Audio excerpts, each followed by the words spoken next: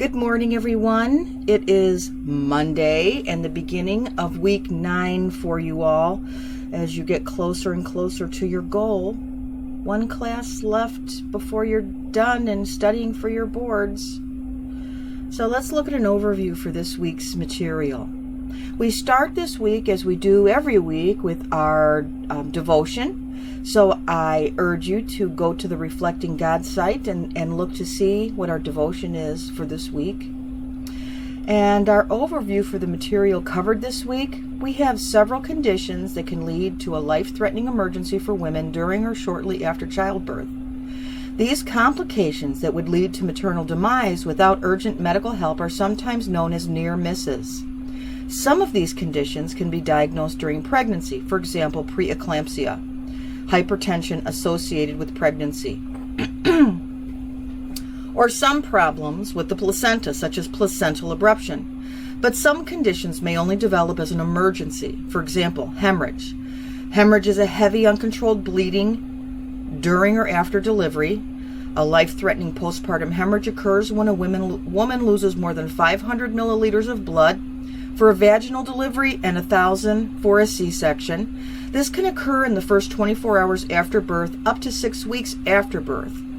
Hemorrhage can have several different causes. Life-threatening and traumatic birth complications result in not only physical risk to the mother and newborn, but psychological effects as well. And I wanted to speak to this for a little bit.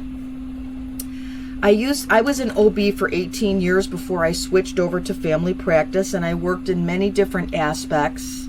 I was a labor and delivery nurse, and then I was the clinical educator of the department and ended up ultimately becoming the director of the department. One of the most fascinating things that I was involved in my tenure in OB was the development of the OB Hemorrhage Project for the state of Illinois.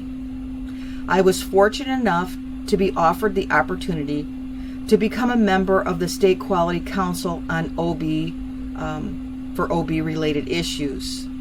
This was a group that met 4 times a year, and its members were the perinatal research or perinatal coordinators for the regions in the state of Illinois. There are 7 regions in the state of Illinois, and these are the regions that they're divided into regions to ensure that the OB departments in the hospitals in that region are getting adequate education, that they're involved in quality studies and research, and that they are practicing at the highest level. They also help them with their Joint Commission surveys and their Illinois Department of Public Health surveys that occur. So this was many years ago, because we've had the OB Hemorrhage Project in effect for many years now in the state of Illinois. But having been on the council, I realized that the team members had identified, before I came on board, that postpartum hemorrhage was the #1 preventable cause of death, maternal death, in the state of Illinois. And this was not just the state of Illinois. This is information that was coming out across the nation. So they decided to develop a postpartum hemorrhage project. And I was fortunate enough to be in on the development of the project.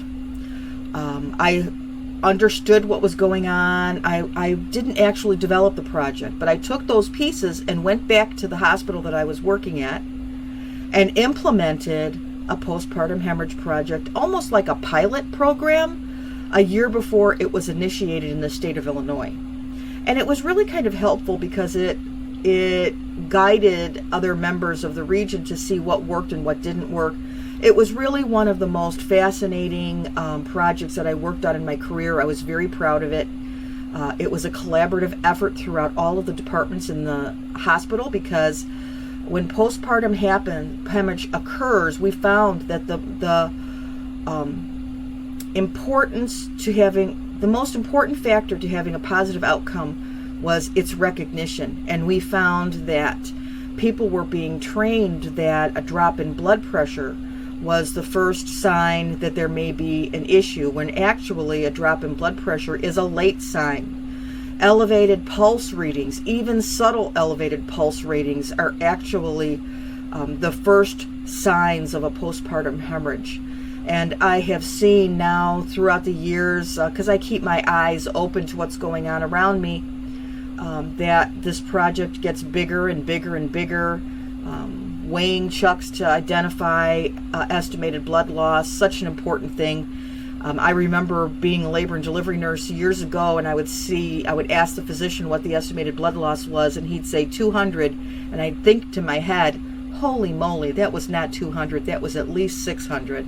So some great strides have been made in postpartum hemorrhage across the nation, just not in the state of Illinois. I developed a lecture that I did for the PESI Corporation. I'm sure you all get flyers in the mail for PESI. But I developed a program for them on postpartum or OB emergencies and postpartum hemorrhage, and putting together a team were two of the topics that I covered in my presentation. But it's horrible, but fascinating at the same time. So our objectives for the week is to report the most common pregnancy complications, distinguish the signs and symptoms related to the most prevalent pregnancy complications, evaluate the maternal and fetal implications pertaining to the most common pregnancy complications, and summarize the medical management and nursing care provided to treat the most common pregnancy complications. You have your assigned readings here, and then you have an individual case study due, and these two drafts here will allow you to submit that for Turnitin evaluation. So here we go. Applying knowledge learned in didactic to clinical situations, review the assigned case study. Answer each question. Provide a substantive explanation for the answer you have selected. You must include at least one scholarly resource. And see how it says here within 10 years? Forget about that. It can't be older than 5 per question. And this is going to be due on Sunday. A 27-year-old Gravida 2, para 0010, develops heartburn at 30 weeks gestational age. She tries antacids unsuccessfully for 2 days, and on the third day experiences severe right upper quadrant pain, a headache, and confusion. On presentation to the labor floor, her blood pressure is 155/90. She is noted to have facial edema, and her concentrated urine specimen reveals 2+ proteinuria. We have her labs here. And hemolysis, elevated liver functions, and low platelets affects 10% of women with these 3 things. Okay.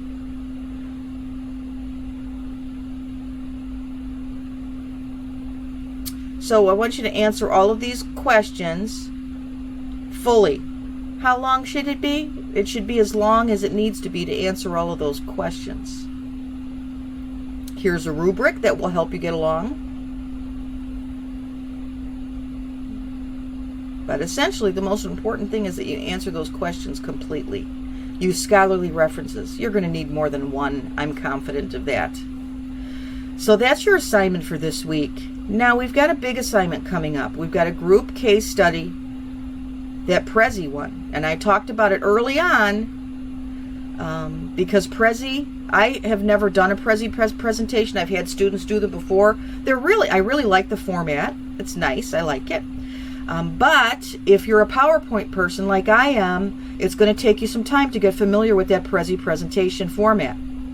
Here are the groups. Now, there were 2 members of the class that had not yet assigned themselves to a group, so I put them in group 4.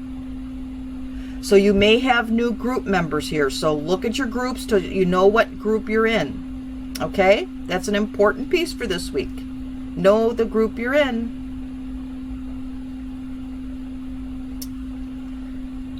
Now let's go to week 10, because this assignment is going to be due week 10. And there are a lot of pieces to this assignment, so make sure that you read all of the requirements.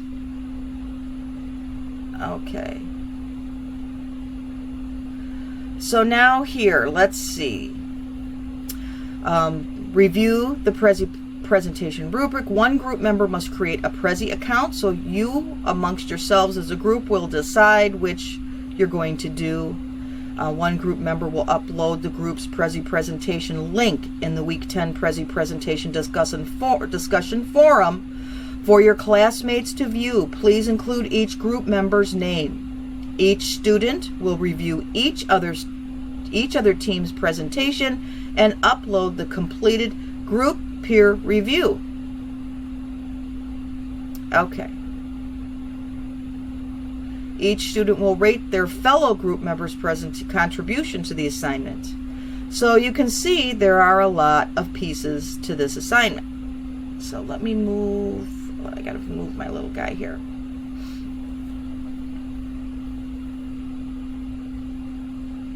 Okay. Let me go back to modules. I don't want to do that. Groups, let me make sure.